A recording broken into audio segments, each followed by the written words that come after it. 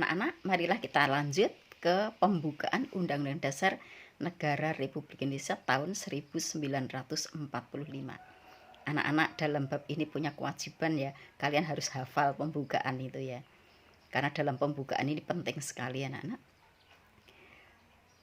Pembukaan Undang-Undang Dasar Negara Republik Indonesia tahun 1945 itu terdiri dari 4 alinea. Mari kita bahas alinea yang pertama dulu, yang berbunyi bahwa sesungguhnya kemerdekaan itu ialah hak segala bangsa, dan oleh sebab itu maka penjajahan di atas dunia harus dihapuskan karena tidak sesuai dengan peri kemanusiaan dan peri keadilan. Apa makna yang terkandung di dalamnya? Masih ingat? Makna yang terkandung di dalamnya ada 3. Ya setidaknya ada 3, anak-anak nanti boleh mencarinya lebih dari itu. Yang pertama yaitu bangsa Indonesia anti penjajahan. Yang kedua, alasan mengapa bangsa Indonesia anti penjajahan, yaitu karena tidak sesuai dengan peri kemanusiaan dan peri keadilan. Dan yang ketiga yaitu tentang HAM, hak asasi manusia. Penjajah itu melanggar hak asasi manusia. Sekarang yang pertama dulu, bangsa Indonesia anti penjajahan. Anti penjajahan itu artinya apa coba? Ya, artinya tidak mau menjajah dan tidak mau dijajah. Bangsa Indonesia adalah bangsa yang tidak mau menjajah dan tidak mau dijajah. Tapi bangsa Indonesia pernah mengalami penjajahan, itu nanti akan kita bahas di dalam alinea yang kedua. Sekarang yang pertama dulu. Mari kita buktikan, pernahkah Indonesia menjajah negara lain? Tidak pernah kan? Walaupun kita pernah dituduh menjajah Timor Timur, itu salah. Karena sebetulnya negara kita tidak pernah menjajah Timor Timur, tapi negara kita pernah membantu Timor Timur untuk mengusir Portugis dari bumi Timor Timur yang sekarang Timor Leste itu.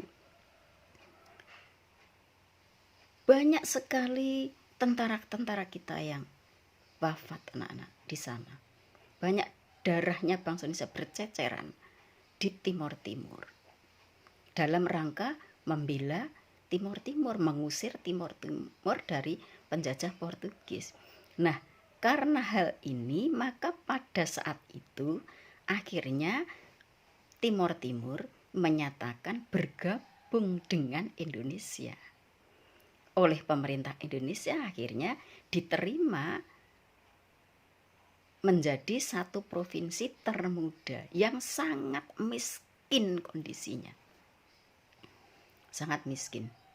Ya, karena baru saja merdeka itu. Kemudian oleh pemerintah Indonesia agar Timor Timur ini tidak kalah dengan provinsi yang lainnya yang ada ya, yang waktu itu kan 26 provinsi. Kalau sekarang sudah jadi 34 ya. 26 provinsi, maka Timor Timur dijadikan sebagai provinsi yang ke-27. Pokoknya dana dari Indonesia mengalir ke Timor Timur untuk membangun Timor Timur agar tidak kalah dengan provinsi yang lainnya. Tetapi anak-anak, pada saat pemerintahannya Bapak Presiden B.J. Habibie, ada permintaan dari Timor Timur untuk pisah dari Indonesia gitu. Maka terus diadakan jajak pendapat. Setelah diadakan jajak pendapat ternyata ada suatu kekeliruan di dalam kita memperkirakan gitu ya. Ternyata masyarakat Timor Timur entah itu dengan cara yang benar atau tidak dalam jajak pendapat kita tidak memahaminya dan kita tidak membahasnya, tapi yang pasti yaitu Timor Timur akhirnya lepas dari Indonesia. Padahal anak-anak darah sudah berceceran di sana. Padahal anak-anak dana kita mengalir ke Timor Timur luar biasa banyaknya, yang sekarang menjadi Timor Leste. Tapi kita tidak membahasnya tentang ini anak-anak ya. Yang kita bahas bangsa Indonesia anti penjajahan.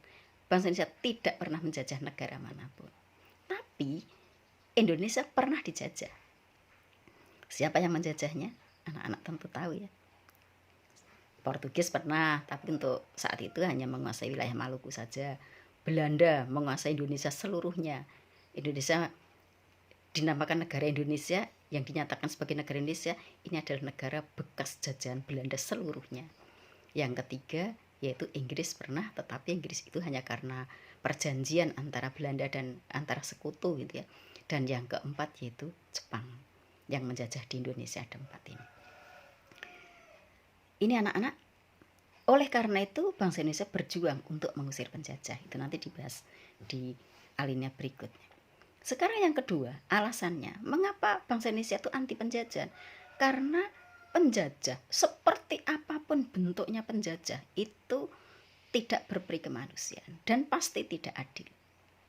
Walaupun penjajah itu memang ada sih penjajah yang baik, sebaik apapun itu tetap tidak adil. Yaitu Inggris. Inggris itu kalau menjajah di negara-negara lain, kemudian negara ini kan tujuannya kan beda dengan Belanda ya. Kalau Belanda itu mengeruk kekayaan kita. Tapi kalau Inggris itu menjajah negara lain karena negara-negara ini ditundukkan dalam rangka nanti untuk memasarkan hasil industrinya. Negara Inggris itu kan negara industri ya. Industri yang pertama memang sudah ngetop terkenal itu kan dari hasil industrinya. Jadi mereka menjajah untuk memasarkan hasil-hasil industrinya, maka cari negara-negara jajahan. Negara-negara jajahan itu dimakmurkan dulu ya. Setelah makmur, orang yang hidupnya makmur itu biasanya dia nanti akan menjadi suka belanja gitu ya. Belanjanya adalah ke Inggris, itu barang-barangnya di store dari Inggris. Tapi walaupun seperti itu tetap saja tidak adil, tetap saja tidak berperi kemanusiaan gitu ya. Kemudian yang ketiga yaitu apapun namanya, yang namanya penjajah itu pasti melanggar hak asasi manusia. Jadi anak-anak, kita ambil intinya di dalam alinea yang pertama ini mengandung arti bangsa Indonesia anti penjajahan karena penjajah itu tidak sesuai dengan peri kemanusiaan dan peri keadilan. Dan yang ketiga, hak asasi manusia Indonesia ada dimasukkan juga, selain di dalam alinea yang keempat, dimasukkan juga di dalam alinea yang pertama. Saya rasa cukup dulu ya. Ini nanti videonya kita sambung lagi.